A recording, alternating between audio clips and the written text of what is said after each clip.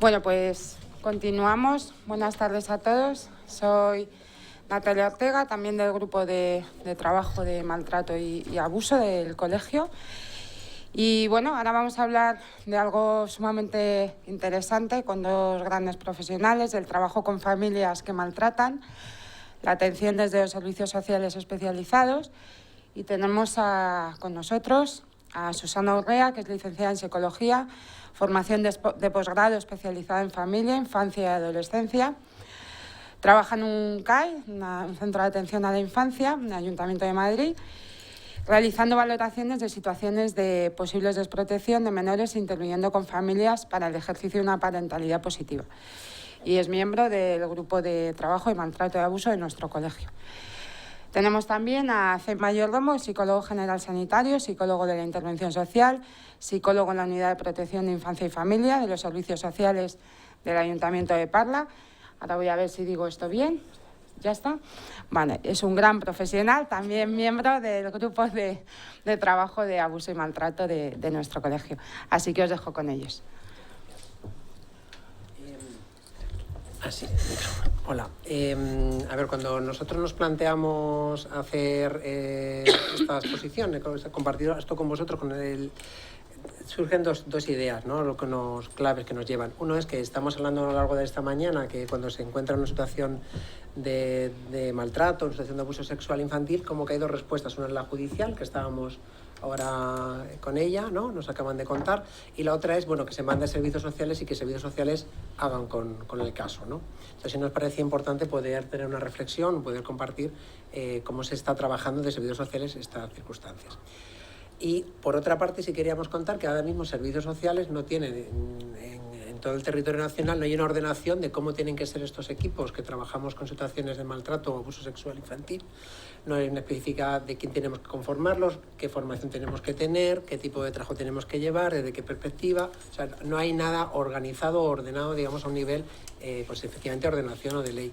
Pero sí que no tenemos la experiencia, si nos hemos dado cuenta, hablando no solamente entre nosotros, sino con otros centros aquí en Madrid y también del territorio nacional, que a lo largo de estas décadas, que serían serían como 40 años, que como decimos, no es mucho tiempo, se han ido constituyendo equipos y formas de trabajar muy comunes. Es decir, a día de hoy es a veces más fácil que una psicóloga o un psicólogo o un profesional de un equipo de familia especializado se comunique con alguien de Cáceres, por ejemplo, desde Madrid, y encuentra más común su manera de hablar o de entender las situaciones que a lo mejor con un compañero que pertenece, hablando de servicios sociales, de la unidad de dependencia, por ejemplo, ¿no? Entonces, sobre estos dos asuntos queríamos traer nuestra exposición.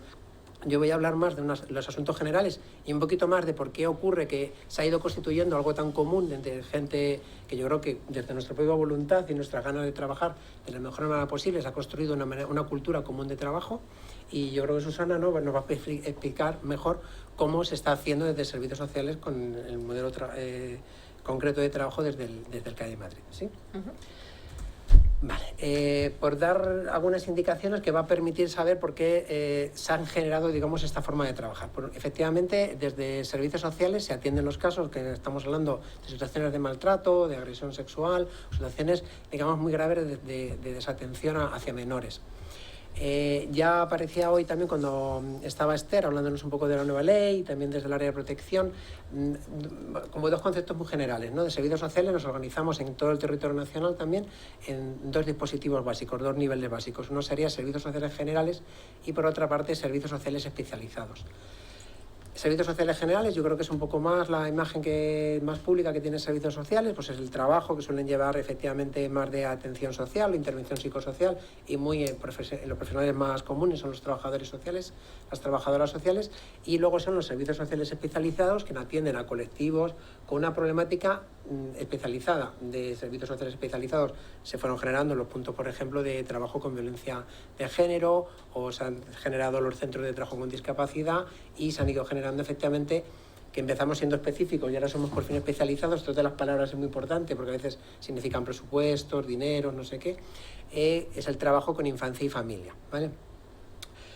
Con la nueva herramienta que se va a implantar también en la Comunidad de Madrid, que hablamos hoy esta mañana con Esther, que casi me decía que cree que en este otoño-invierno sería, o si no más adelante, pero en el País Vasco ya está implantada, también en Andalucía, que son los Valora, se llama Valora Andalucía me parece, Valora Madrid se llamará de aquí, no sé del País Vasco, se llama Valora, no sé, será en vasco y yo no sé capaz de decirlo. Bueno, básicamente esto es interesante porque como que digamos de los hechos se parte a una ordenación. Empezamos a tomar que por fin los niveles, cómo se van a nombrar de situaciones de maltrato, de protección de menores, quedarían entre dificultad social, alto riesgo y desamparo.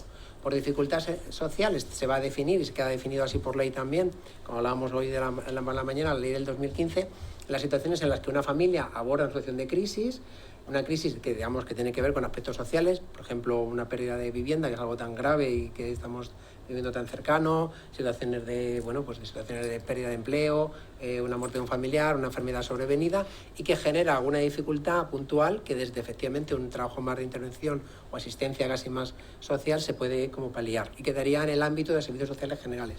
Sería casi más un profesional y a veces con un equipo quien atiende esto.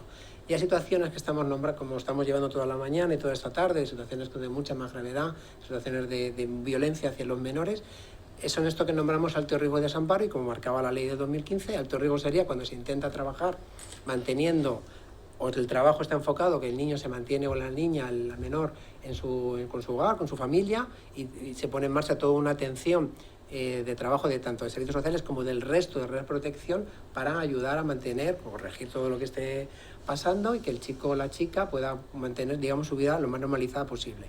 Las situaciones de desamparo, a día de hoy la respuesta, ¿vale? Porque estamos hablando de lo que estoy diciendo, violencia sobre menores, la respuesta a día de hoy, cuando hay una situación muy alta, es que sea el menor quien sale del domicilio. Lo digo porque la experiencia que estamos hablando con menores lleva un poquito el trabajo con violencia de género, hacía más de una década, que normalmente la respuesta que también ocurría en violencia de género es que la víctima, la mujer, tenía que abandonar el hogar, ahí aparece toda la red de casas de refugio, etcétera, etcétera, y a día de hoy protección sigue funcionando de esta manera, es decir, la víctima tiene que salir de la casa, ¿no? Bueno, podemos entrar en mucho más detalle y todo esto lleva a más profundidad, pero bueno, a día de hoy, digamos que desamparo está marcado, es el niño, la niña o el adolescente quien abandona el hogar y se está trabajando con esa familia o se está trabajando con este menor a búsqueda de una solución mejor, muchas veces su recuperación familiar, en el caso de desamparo, mejor no es la vuelta con sus progenitores, pero sí la vuelta a su familia, es decir, con un tío, con un abuelo, con algún pariente o si no ya una familia alternativa. ¿Continúo? Vale.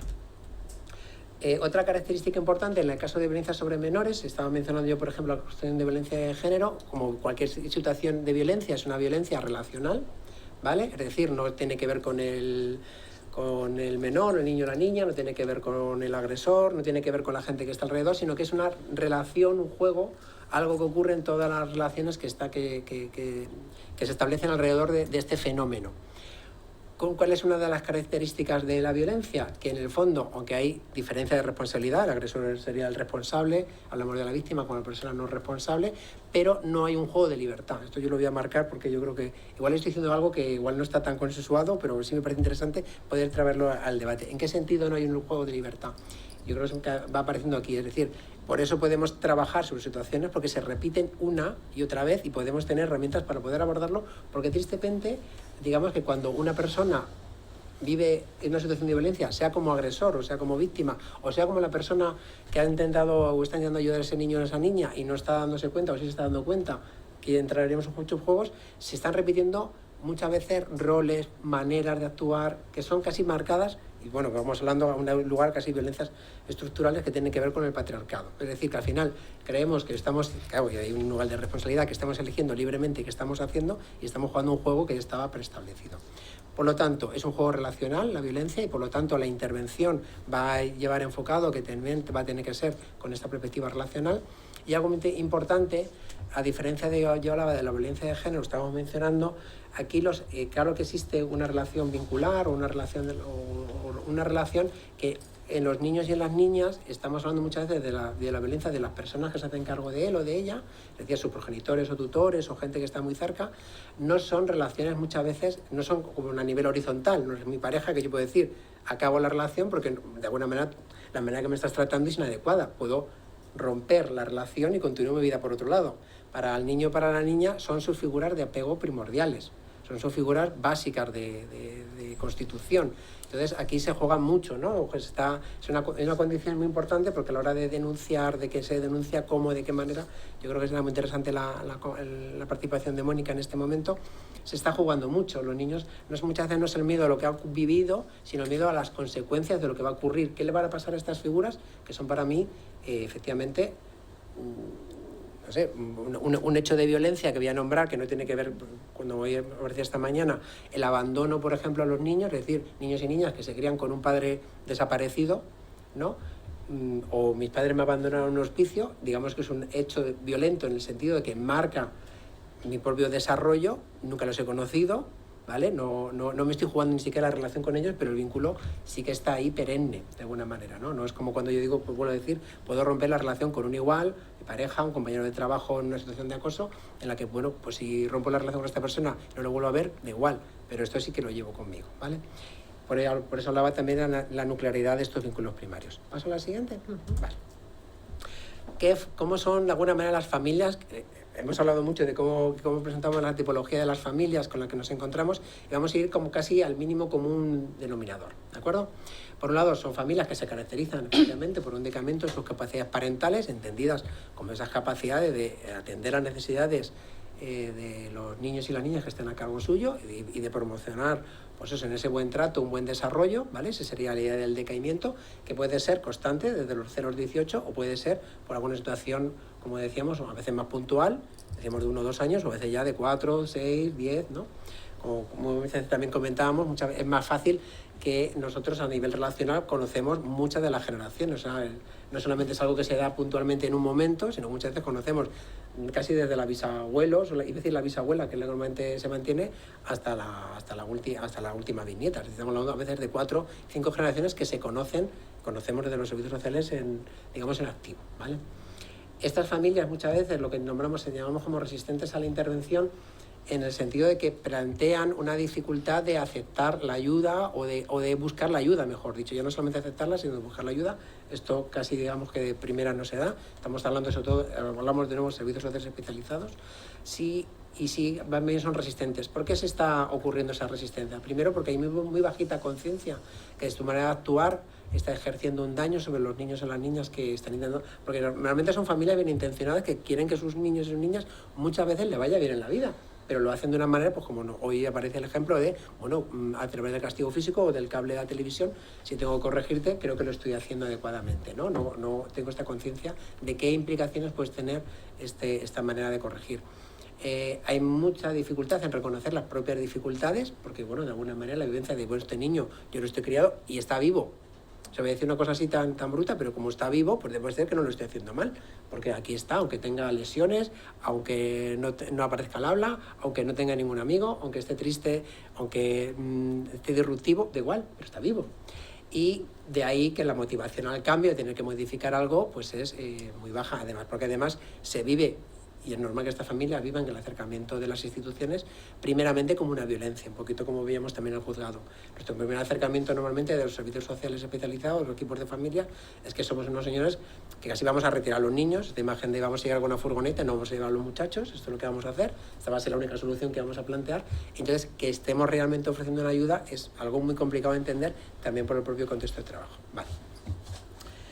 Sobre el tratamiento familiar, ¿vale? Quiero mencionar al hilo de estas circunstancias, estas condiciones que estaba hablando, cómo se dan estas características que yo decía comunes, ¿vale?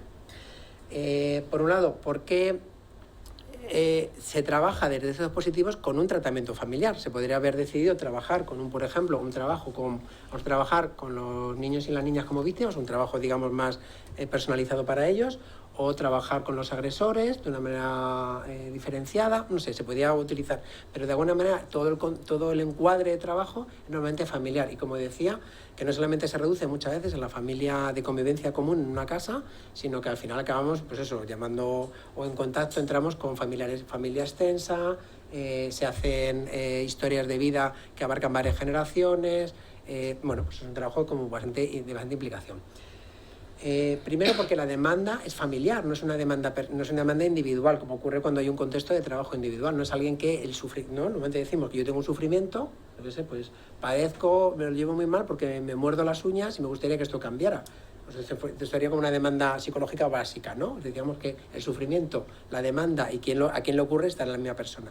En las circunstancias estas normalmente es o un miembro de la familia o un miembro de las instituciones, lo más habitual, a lo mejor un profesor, una profesora dice, este niño no le están yendo bien las cosas, empezamos a tener, no sé si se entiende esto, vamos a un lugar de tratamiento familiar o tratamiento en red que se dice, ¿no? Tratamiento familiar sería, ya que ponía el ejemplo de las uñas, un papá o una mamá dice, sufro porque veo a mi hijo comerse las uñas, ¿sí? Está en un contexto de trabajo familiar, pero si encima es un profesor que dice, yo sufro porque veo al niño comerse las uñas, pienso que está ansioso, igual algo le está ocurriendo en su casa, ahí ya empezamos a tener una demanda que implica todo un trabajo en red, ¿vale?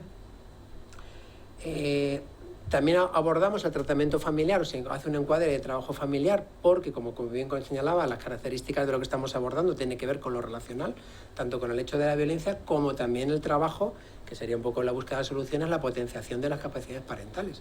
A veces la potenciación de las capacidades parentales pasa porque algunos progenitores puedan dar permiso a sus hijos para que les vaya bien en la vida y acepten la ayuda que se está ofreciendo desde otra familia o desde un centro residencial. Y le digan, mira, es verdad, yo te quiero mucho, me gustaría hacerlo bien, pero lo hago como fatal, y qué bien que tú puedas aprovechar esta oportunidad que desde la red de gente o estos otros adultos te están ofreciendo, ¿de acuerdo? Eso sería como un lugar bueno, efectivamente, ¿no? Bueno, de poder cambiar, ¿no? El trabajo, lo que decía, de cómo potenciar estas capacidades parentales.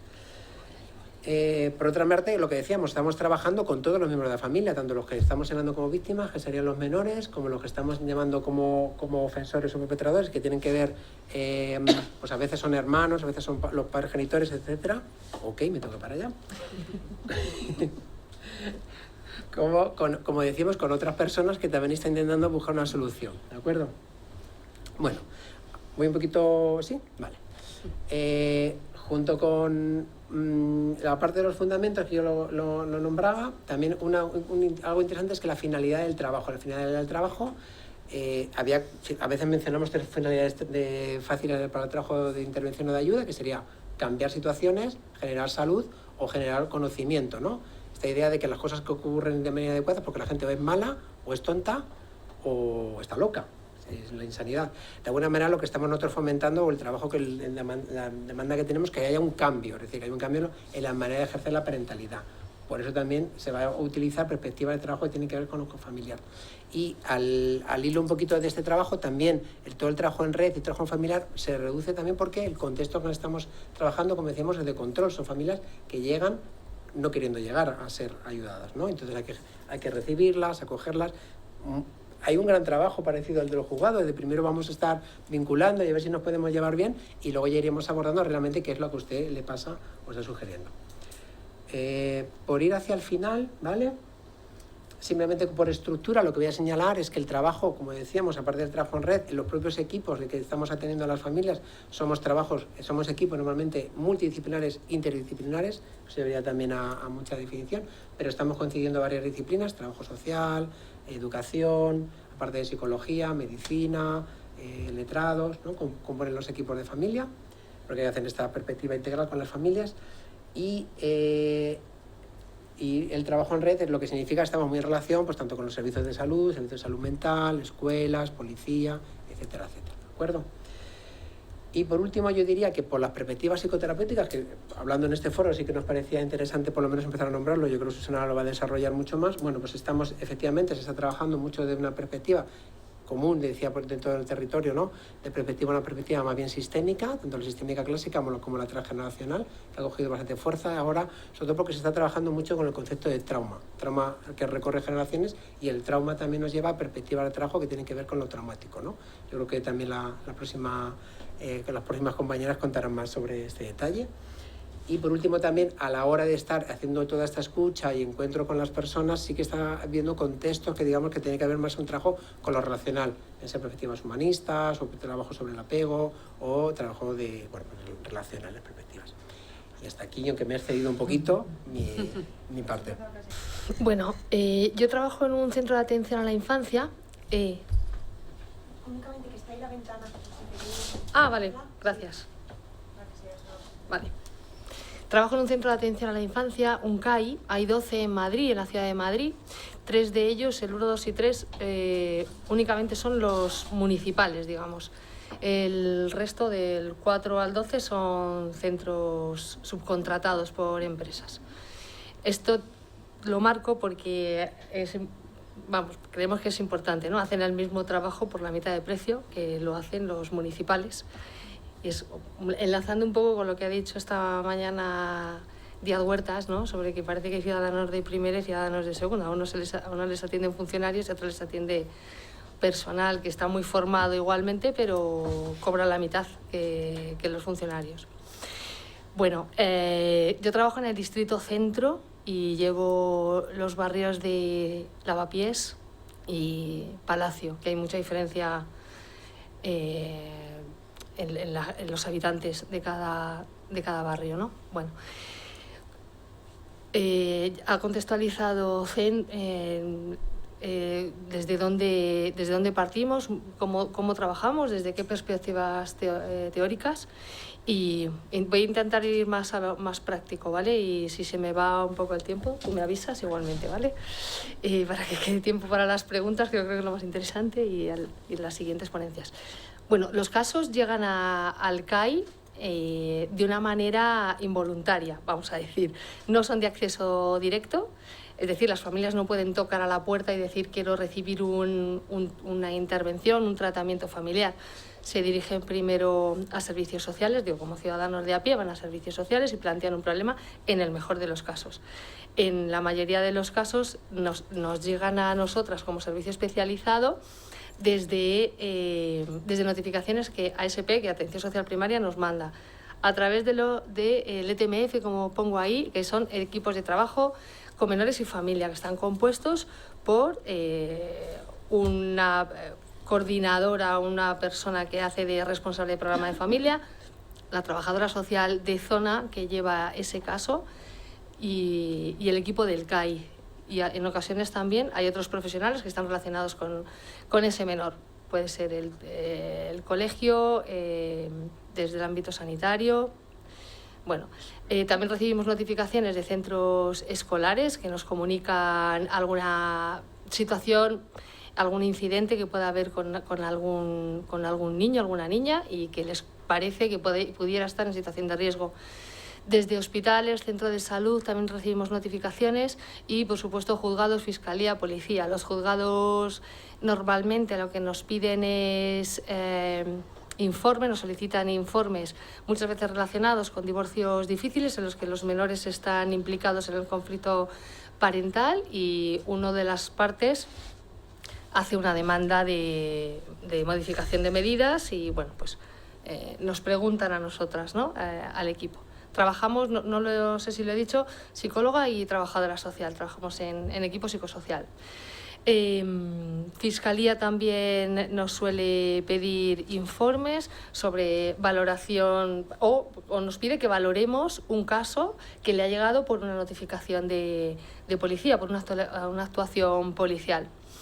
Igualmente, los servicios de emergencia, SAMUR, nos informan también de situaciones de emergencia, familias en situación de calle en algunas ocasiones, y que valoremos esa circunstancia de esos menores porque hayan percibido algo. Es decir, no porque una persona esté en situación de calle es motivo de desamparo, o puede ser una situación de riesgo, pero el ser pobre no significa que los niños estén en desamparo, ¿vale?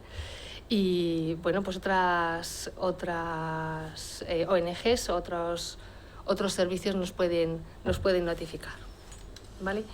Desde los CAIs trabajamos siguiendo el manual de intervención del Ayuntamiento de Madrid.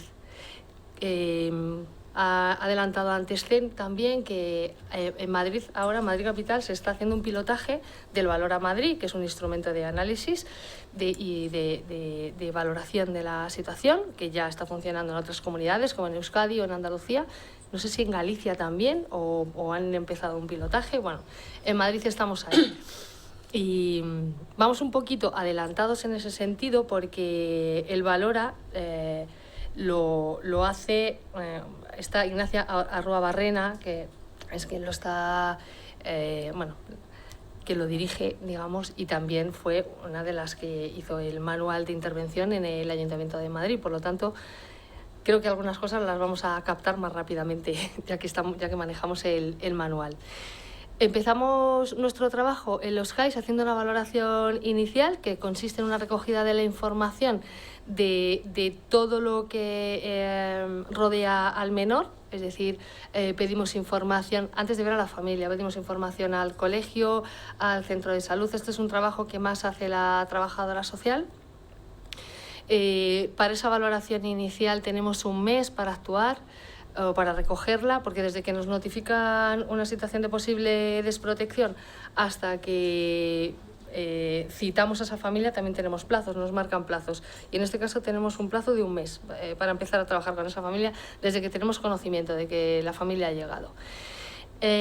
Después pasamos a la fase de evaluación, que comienza con la primera entrevista presencial con la familia. Es decir, en nuestro contexto fallan mucho a las citas, no vienen. En muchos casos a lo mejor se lo imaginan o han podido escuchar algo o ya piensan que les han dado algún toque la profesora o desde el centro de salud, o en fin. Entonces, nuestro protocolo establece también una primera cita, citamos a la familia a través de cita ordinaria para que quede por escrito de que se han sido citados tal fecha a tal hora. Puede que no vengan, mandamos una segunda citación también por escrito, y si no vienen nos dirigimos al domicilio. En ocasiones valoramos la gravedad, claro, y la situación que tenemos. Si consideramos que el nivel de gravedad es elevado, a lo mejor no templamos tantas gaitas y vamos a la primera que no vienen. Pero bueno, nos dirigimos al domicilio, puede que les encontremos, puede que no les encontremos, puede que nos abran la puerta, puede que no. Bueno, lo que hacemos es dejar en el buzón, intentamos, que hay veces que tampoco pone la dirección, no encontramos buzón, pero bueno, es una de nuestras funciones también, y podemos dejar igualmente ahí otra nueva citación para que vengan con una nueva fecha, para que vengan a cita. Pero bueno, en la mayoría de los casos somos tan pesadas que al final nos abren la puerta o les conseguimos encontrar de alguna manera, o a través de la tutora del colegio o la PTSC, del equipo de orientación. A esos casos son los menos. Solemos conseguir localizarlos de una manera u otra. Bueno, en esa evaluación, ¿en qué consiste? ¿Cómo hacemos esa evaluación? Pues a través de entrevistas familiares en diferentes contextos, desde un enfoque sistémico principalmente. Solemos citar a toda la familia, ver cómo se relacionan los menores con sus familiares. Podemos también citar de forma individual, de hecho procuramos hacerlo, a los menores solos o a los progenitores por separado, incluso también a los menores con los progenitores. Es decir, establecemos todos los contextos posibles para recabar la información necesaria. Dentro del protocolo de evaluación también se incluye una visita al domicilio para ver dónde vive el menor. Es otro contexto más que da muchísima información. No es ir a ver si tienen polvo o no tienen polvo las casas, incluye algo más, ¿no? Dónde duermen los niños, tienen mesa de estudio, hay ventilación, cosas que son más importantes para nosotras, ¿no? ¿Quién vive más en la vivienda? En Lavapiés es un barrio multicultural, muy poblado, muy densamente poblado. Las viviendas son muy pequeñas y hay veces que, por razones económicas, las familias necesitan vivir, no sé, 7 personas en 18 metros cuadrados, que eso existe. Y eso se da, ¿no? O reagrupaciones familiares porque vienen de otros países y el lugar, el punto es la casa de esta familia que conocen, ¿no?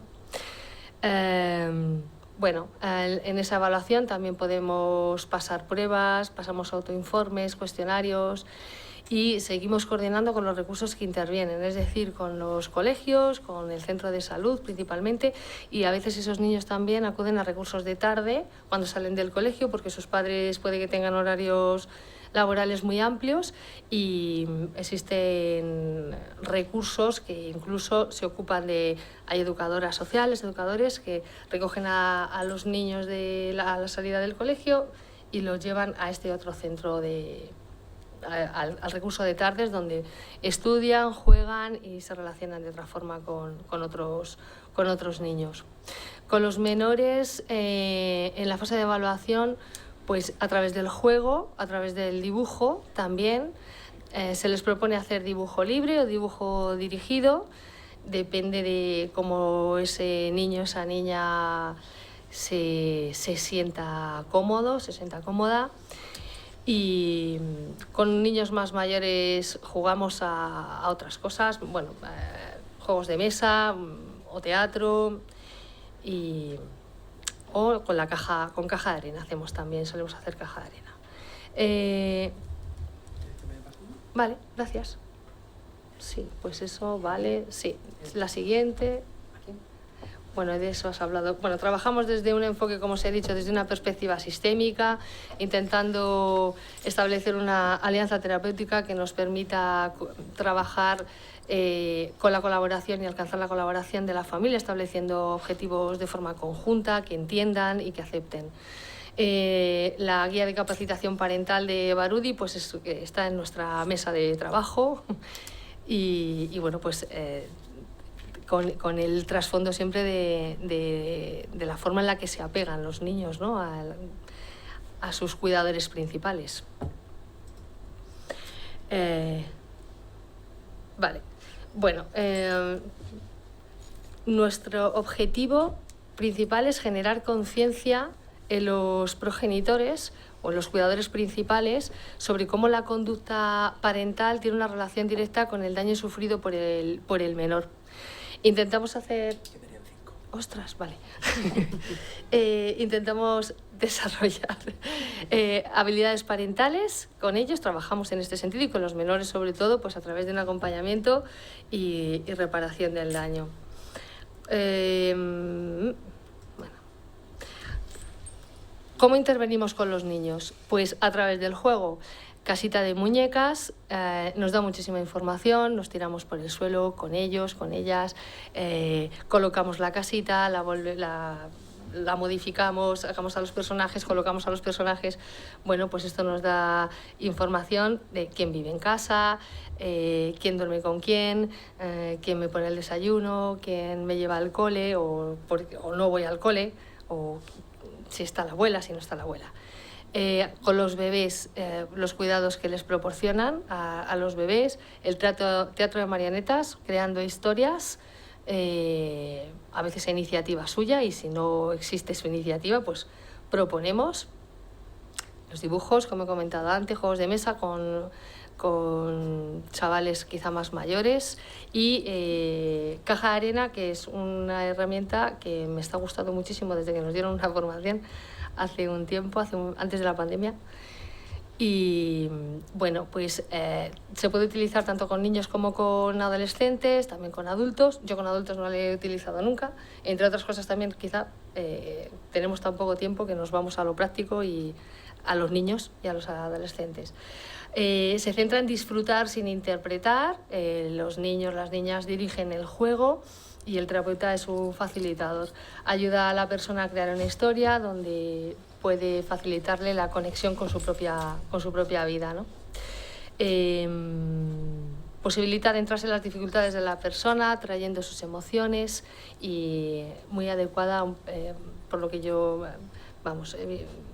he ido confirmando, con niños, con niñas que son más evitativos, ¿no? Que tienen más dificultad a la hora de expresar con palabras lo que sienten o no están cómodos. Y bueno, suele ser muy reveladora si además lo contrastamos con la información recogida desde otro ámbito. No sé si me queda más tiempo. Sí, ya está. No, Vale, pues ya está. Bueno, Pues no sé, muchas gracias, Zen y Susana, se me ha quedado corto, ¿eh? Se me ha quedado muy... Me preguntan, no, os preguntan por el chat, si se lleva a cabo intervenciones con familias cuyos hijos han sido tutelados por la administración. Claro. Sí. Claro. Las de alto riesgo serían situaciones en las que no se ha tomado ninguna medida de protección. Las familias donde hay desamparo es una figura jurídica, que serían las situaciones en las que ahí hay una tutela en marcha o incluso una guarda. Bueno, eso digo que es la diferencia. O sea, que sí, la respuesta es sí a la pregunta. Y ahí las intervenciones las ajustáis en tiempo hasta que los que a veces os han mandado la intervención os frenan o no os frenan. O sea, las altas es donde a mí me queda la duda en los casos. Las altas. O sea, cuando tú le das un alta a un niño, una familia, ¿vale? Ahí muchas veces no puede ser vuestro criterio, es por ejemplo, un juez. Por ejemplo, son situaciones administrativas. La situación de alto riesgo todavía no está muy desarrollada. Digamos que a día de hoy la entidad competente, que por fin parece que entre regiones y ayuntamientos han decidido que son los ayuntamientos, ¿vale? Seguramente del contexto de una comisión de apoyo familiar se decidirá un contrato de alto riesgo, que es decir, ¿por qué es importante que haya este cuadro? Porque la familia tiene que aceptar e incluso puede reclamar judicialmente, porque es una valoración profesional que es una situación de alto riesgo. Una familia puede decir, perdón, ustedes están equivocados, podría reclamar, ¿vale? Y el contexto normalmente de trabajo sería a través de un proyecto de apoyo familiar que se llama, que serían, supongo, alto riesgo será 1 o 2 años, nos van a ir poniendo como tiempo de trabajo. Las situaciones de desamparo se pueden prolongar un poquito más en el tiempo, ¿vale? Porque tienen que ver con otros lugares. Aún siendo desamparo, normalmente primero se prueba en este primer o segundo año una vuelta a la casa o a la familia, cuando yo decía otros miembros familiares, y después ya de 2 años ya lo que se trabaja es con proyectos que se llaman más de autonomía o reincorporación a otro tipo de familia, porque incluso los acogimientos pueden ser acogimientos temporales pensando pasar un acogimiento a una familia. Entonces la alta, como a la pregunta que decía Natalia, sí, tiene que ver más con un consenso administrativo. Bueno, claro, digamos que todos los territorios, los equipos del territorio, la escuela, nosotros, el equipo de salud, no sé qué, informamos, valoramos, se propone una instancia superior, que al final suele ser comisión de tutela, por ejemplo, y en el caso de alto riesgo supongo que serán las CAF, porque todavía no está desarrollado al detalle esto, serán los que de alguna manera conformen, pero que no deja ser también, en Madrid son también colegiados, cualquiera de la comisión, como decía hoy Esther, ¿no? Ya es una de las 9 miembros, me parece, la comisión son 9, ¿no? Muchas gracias. ¿Dudas, preguntas, comentarios? Vale, pues sí.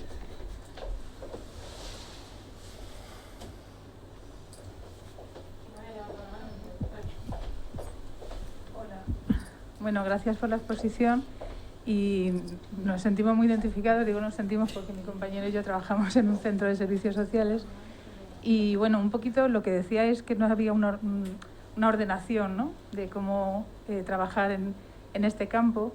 Lo siento muy de cerca porque, por ejemplo, cuando hablabas de centros especializados o generales, nosotros estamos en un servicio general, pero hacemos un trabajo especializado porque el programa de familia en los municipios es un programa especializado, ¿no? Sin embargo, la diferencia yo creo que es que no tenemos una estructura ni tenemos la capacitación de profesionales que podamos hacer ese trabajo digamos, un poco en igualdad de condiciones que, por ejemplo, los CAIs, ¿no?, que tienen una metodología, una estructura y hay una equiparación de profesionales, ¿no?, mientras que nosotros, pues, cada pueblo en Madrid lo hace un poco como puede, ¿no?, con recursos muy limitados, ¿no? Pues mira, es que ahí me gustaría, o sea, tienes toda la razón y el Valora Madrid viene a ser de ámbito comunidad, de ámbito autonómico y va a ser muy interesante porque va a equiparar los criterios para todos los municipios de la Comunidad de Madrid, o sea, vamos a trabajar todos igual. Porque es cierto que es yo lo vivo también como una deficiencia del sistema. O sea, Claro, ya bastantes tenemos como para... Cuando Esther Abad decía esta mañana que lo importante es el trabajo, ¿no?, antes de que lleguen los niños a las medidas de protección, pues a mí también me parece importante, pero es cierto que hay algunos que tienen que llegar y luego es muy difícil que no lleguen cuando somos muy pocos profesionales en esos equipos y entonces no podemos llegar, no podemos abarcar una población. Nosotros trabajamos en Móstoles. Móstoles tiene una población inmensa, ¿no? Muchísimos habitantes y somos ahora mismo 4 psicólogos para toda la población. Madre mía. O sea, tenemos una media de casos infinitamente 70 de promedio, ¿no? Entonces es muy difícil hacer esto, si nos las arreglamos como podemos. Y yo desde aquí la reivindicación también la planteo en el colegio, ¿no? Llevamos muchos años y desde el Colegio de la Psicología se apoya muy poco. ¿Cuál es tu nombre, perdona? Carmen. Carmen. O sea, el 70-80 casos por profesionales es como lo habitual. Te digo que yo sí parla, ¿vale? Ya. El equipo de familia actualmente, ¿no? Es verdad que nos han quitado muchos de los casos de alto riesgo, aunque tenemos la mayoría y los más graves. Llevaríamos desamparo y alto riesgo. Somos 3 profesionales. Claro. Un trabajador social, una educadora que por fin la han reconvertido en psicóloga y yo, ¿vale? Claro. Más la administrativa, más la conserje, ¿vale? En Parla. Hay que decir que parlábamos, que bueno, han hecho la serie Entrevías, pero mañana harán la serie Parla, o sea que... Vale, la media que tenemos efectivamente son nuestros 70-80 casos que sabemos... Pero digo, por eso también es muy interesante cuando podemos tener foros comunes y nos damos cuenta que la realidad es común. De esos 80 casos, perdón, no tienes en activo los 80. Tendrás... eso es imposible. Claro, ¿no? tienes 30, 40 como mucho en activo, más los 40 durmientes. Que va surgiendo, ¿no? Que podríamos llamarlo. O sea, pero es que hablas con Cádiz y les pasa lo mismo. Sí. Y es que hablas con, yo qué sé, Barcelona y están igual, más o menos. O sea, es muy interesante cómo se van generando las mismas circunstancias. Por eso también es interesante cómo hemos llegado a lugares comunes de trabajo. Claro, me siento un poco como José Antonio Díaz Huertas, quizás los que llevamos ya mucho tiempo, ¿no? Porque si me retrotraigo a unos años atrás, en este mismo colegio hicimos formación, los psicólogos que estábamos en municipios, intentando precisamente visibilizar cuál es el papel de un psicólogo en servicios sociales cuando trabajamos con protección de menores. Hicimos una formación y con la idea de impulsar que los psicólogos formaran parte de esas plantillas que encima están invisibilizadas porque no se consideran equipos especializados, pero en realidad hacemos el mismo trabajo que los CAIs y proponemos y trabajamos con familias muy complicadas, con medidas, o sea, el etcétera. especializado me lo he dado yo, perdona. Claro. O sea, y yo entre ellos siempre le digo, yo llevo un poquito más de años que Susana. Yo tenía en los registros, no sé si habría tu caso, no podíamos hacer tratamiento ni terapia, hacíamos orientación. Y fue como que es esto, o sea, al final, claro que somos dispositivo clínico social y claro que somos servicios sociales especializados. Y al final, pues de tanto forzar entre muchos foros y también de vivirlo, encarnarlo, pues efectivamente ahora la ley, pues yo creo que nos va a reconocer. Porque si no, no podemos esperar que un político lo decida. No sé si, ¿por qué no? Porque él no lo vive. O sea, que yo creo que también, que veas que hay un, no sé, como el safeguard que se dice, ¿no? O el campo es abierto en ese sentido.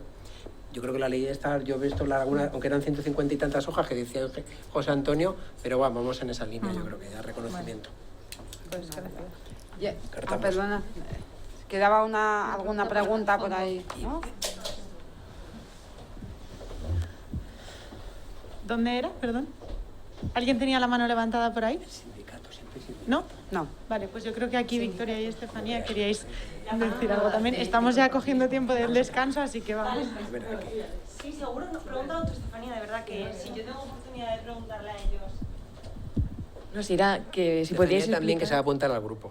Sí. Si nos podríais explicar un poquito en qué consiste exactamente. Creo que en Madrid no está aún puesto en marcha, ¿no? El Valora, pero sí en otras comunidades. ¿Y en qué consiste? Estamos... Tú, que tú lo estás pilotando. A ver, no lo conocemos mucho todavía porque acabamos de recibir una formación online para los 200 y pico profesionales que somos en los CAIs de Madrid y nos la dio Ignacia, yo no sé, hace 2 meses o así, más o menos. Bueno, nos dio unas cuantas pautas y luego nos ha encargado, digamos, que valoremos 2 o 3 casos de los que ya tenemos evaluados siguiendo el Valora, siguiendo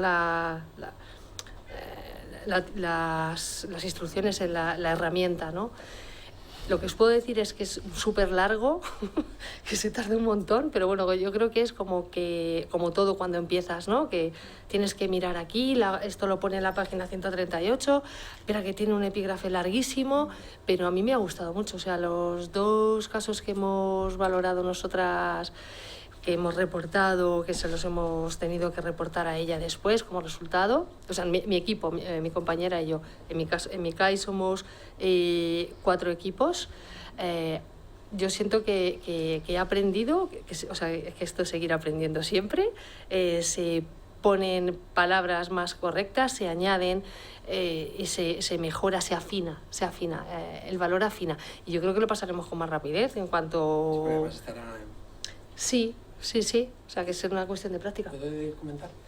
El Valora Madrid es una herramienta, aunque se habla como cuestionario, es una herramienta de recoger información, de organización de esos datos y de qué conclusiones se sacan de esos datos. Hemos visto, por tener un ejemplo muy concreto, cuando salía viendo el vídeo y decía Mónica, entonces yo a través del cuestionario, que siempre se me olvida el cuestionario de credibilidad del testimonio, ¿vale? Es, aparte de unos indicadores, seleccionan la información y por ese sistema, digamos, experto, que sería esa herramienta, que no es un cuestionario tal cual, no es como un test habitual. Entonces, lo que hace el Valora Madrid es recoger, bueno, qué información de la familia tengo que recoger, qué aspectos sociales, qué indicadores del niño. Llega a tablas, perdonad que lo cuente así, de, por ejemplo, un niño dejado en su casa, pero ¿cuánto tiempo? ¿Con qué edad? No es lo mismo abandonar a un niño de 2 años en su casa un día completo que dejar a un adolescente de 16 años un fin de semana completo en su casa, ¿vale? Entonces, da unas tablas de indicadores, todo eso se va haciendo con X, por eso se va a poder informatizar y se va a poder volcar directamente a la Comunidad de Madrid, ¿vale? Y llegamos, que daría PIN, tenemos dificultad social, PIN, tenemos alto riesgo, o PIN, tenemos desamparo. Pero es una herramienta que lo hace recoger mucha información de muchos sitios, seleccionarla y organizar para dar este resultado. No sé si digo bien. Sí, más o menos así. Y lo que te da también es te marca la tipología del maltrato que está sufriendo el menor. O sea, si es negligencia, si es maltrato emocional, si es... bueno, pues todas las... pero mucho más operativizado de lo que lo teníamos hasta el momento. Pero a nivel, por ejemplo, de psicología, las herramientas que tendríamos serían las pruebas proyectivas que ha contado Susana, las pruebas objetivas que has contado también, y la entrevista psicosocial, observación conductual, y luego esos datos los vuelcas a esta herramienta. ¿Entiende ahora? Como una lavadora, a ver qué sale. Bueno, pues fenomenal, nos habéis explicado, vamos de maravilla, así que muchísimas gracias. Llevamos años ahí. Bueno, muchas gracias a los dos. Gracias.